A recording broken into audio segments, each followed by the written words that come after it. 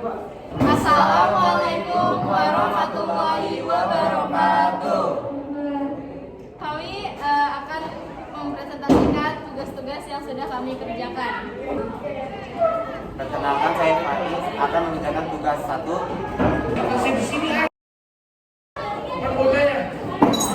Yang pertama ada gerakan 3A. Waktu dibentuk pada tanggal 29 April 1942. Tujuan dibentuknya untuk menarik simpati rakyat Indonesia, memberi jaminan keamanan bagi rakyat Indonesia, meyakini bahwa bangsa Indonesia bahwa Jepang negara terkuat di Asia dengan dipimpin oleh Mr. Samsudin.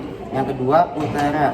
Dibentuk pada tanggal 1 Maret 1943 dengan tujuan dibentuk sebagai upaya menguatkan seluruh kekuatan rakyat Indonesia dalam rangka membantu usaha Jepang dalam memenangkan perang di Asia Pasifik untuk menuju kaum nasionalis sekuler dan intelektual agar mau menyerahkan tenaga serta pikirannya untuk mengabdi kepada Jepang dengan dipimpin oleh Insinyur Soekarno, Muhammad Hatta, Kiai Haji Mas Mansur, dan Kiai Haji Dewantara. Yang ketiga, Jawa Mokokai dibentuk tanggal 1 Januari 1944 yang tujuan dibentuknya untuk menghimpun kekuatan rakyat Indonesia untuk membantu Jepang memenangkan perang Asia Timur Raya dengan dipimpin oleh Jenderal Kumakichi Harada. Yang keempat, Chuosang Iing dibentuknya pada tanggal 1 Agustus 1943 dengan tujuan dibentuk mengajukan usul kepada pemerintah serta menjawab pertanyaan pemerintah mengenai soal-soal politik dengan dipimpin oleh Insinyur Soekarno.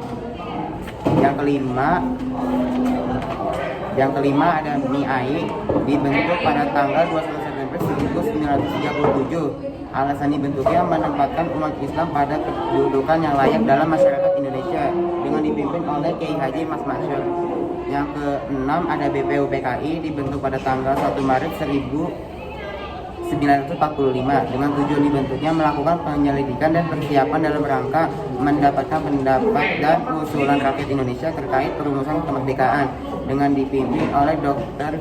KRT Rajiman Wedioningrat.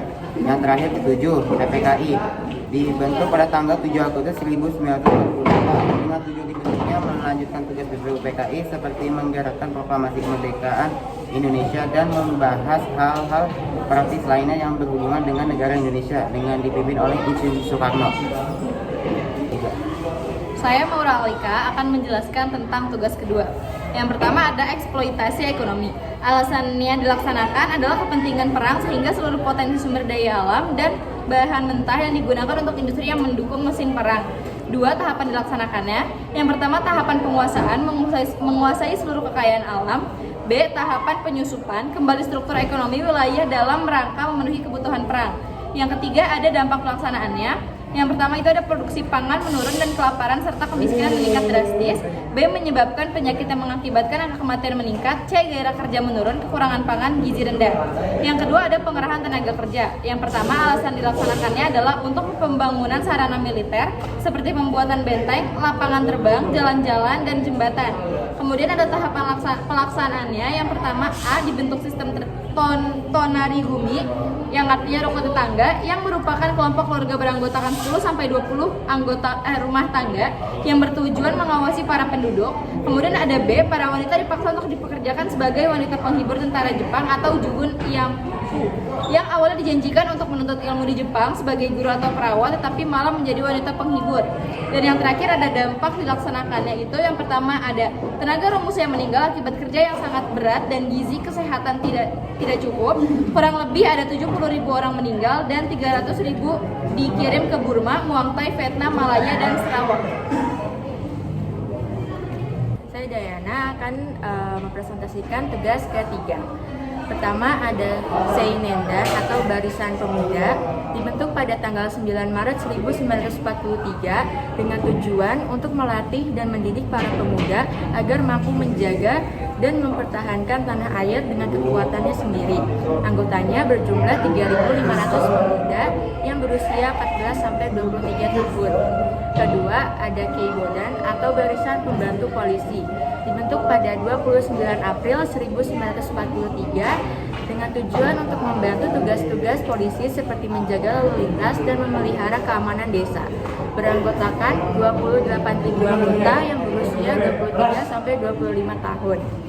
Yang ketiga ada Funjinkai atau Barisan Wanita dibentuk pada Agustus 1943 yang bertujuan membantu Jepang dalam perang dan menghadapi sekutu. Anggotanya adalah kaum wanita yang berusia 15 tahun ke atas.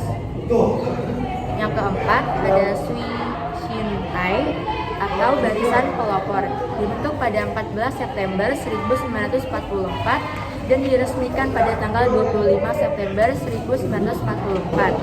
Tujuan dibentuknya adalah untuk meningkatkan kesiapsiagaan rakyat Indonesia dalam menghadapi pengendalian Jepang terhadap kegiatan politik yang dilakukan organisasi ini dipimpin oleh Soekarno. Nomor 5 ada Hizbullah atau Barisan Semi Militer dan Golongan Islam. Dibentuk pada 8 Desember 1944 dipimpin oleh KH Zainal Arifin dan FR Muhrobi. Tujuan dibentuknya sebagai pasukan cadangan bagi peta. Beranggotakan para pemuda-pemudi Muslim.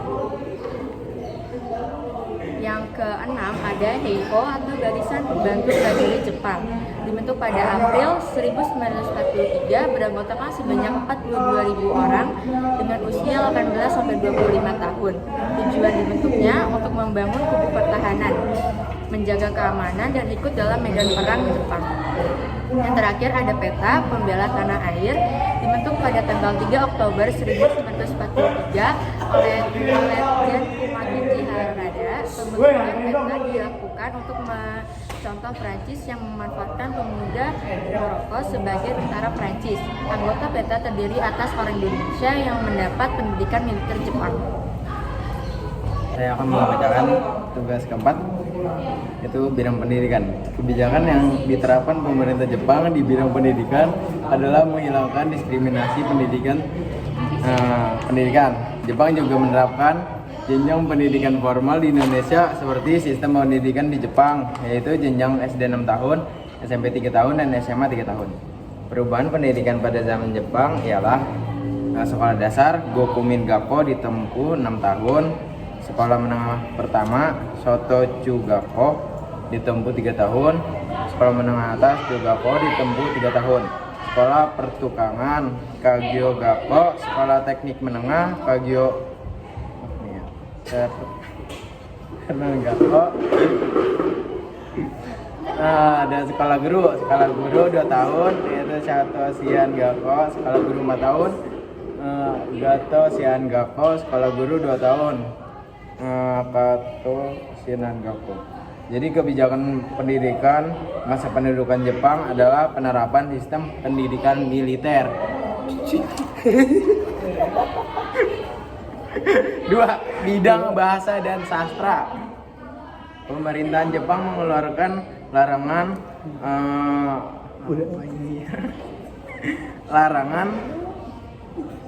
ini apaan, Cok? Aduh, Cok, sama apa? Ini dekat ya.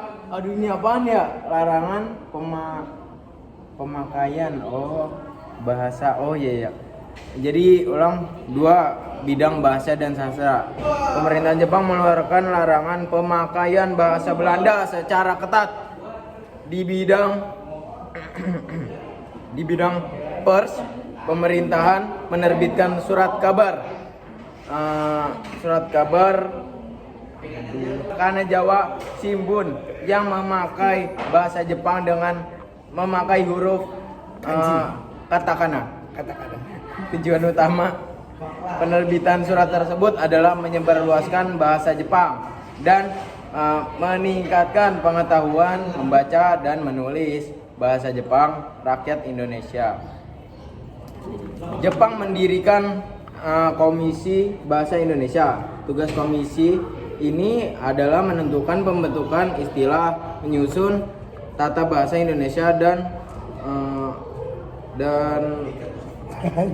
dan kata-kata bahasa Indonesia.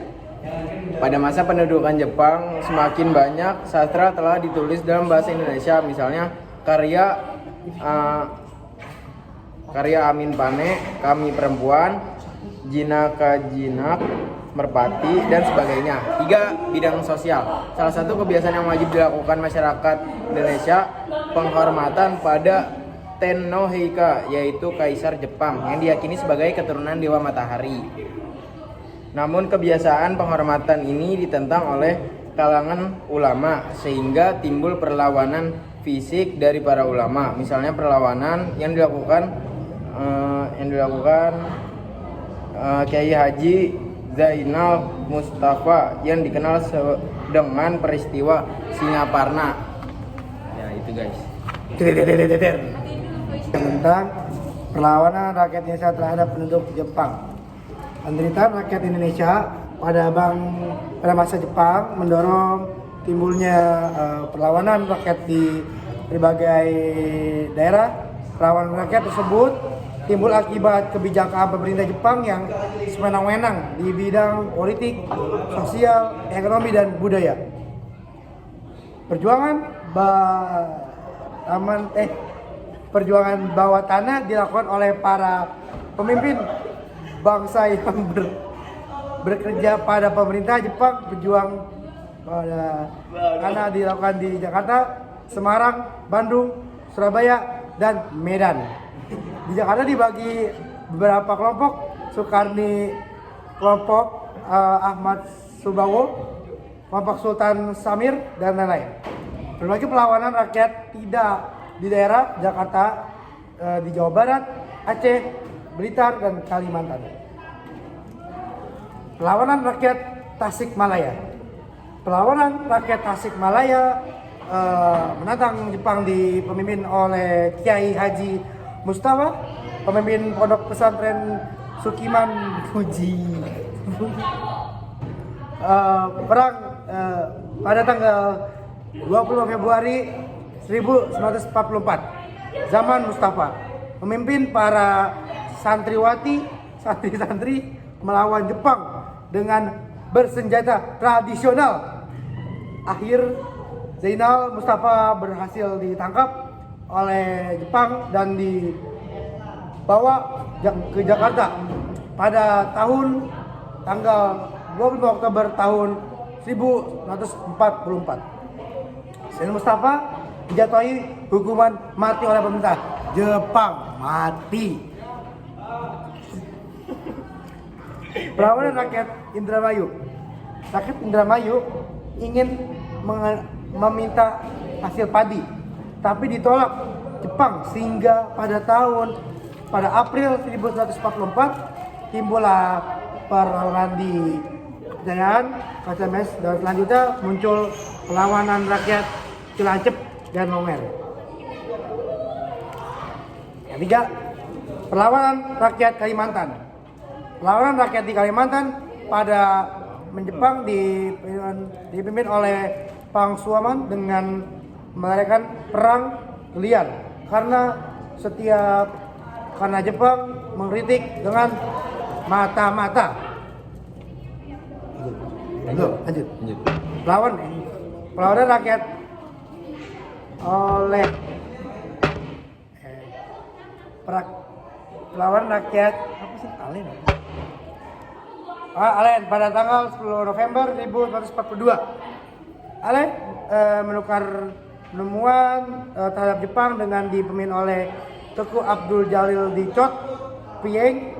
Alen setelah pengunduran diri gagal pada tanggal 10 November 1942, Jepang menyerang Chot Pieng. Dalam sebuah perjanjian, pasukan Jepang berhasil menembak mati Abdul Jalil dan para pengikutnya.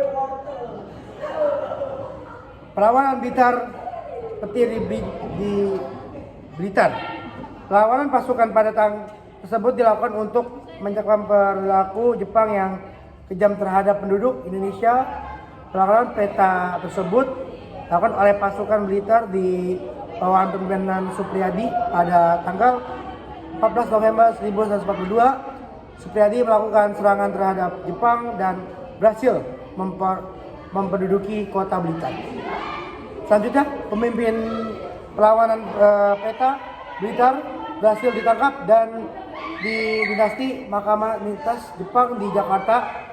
Para pemimpin bahkan setiap Supriyadi di Israeli dan Sudaro dijatuhi hukuman mati atau seumur hidup. Namun kebebasan Supriyadi tidak diketahui setelah ditumai pemberontakan Blitar. Terima kasih. Terima kasih.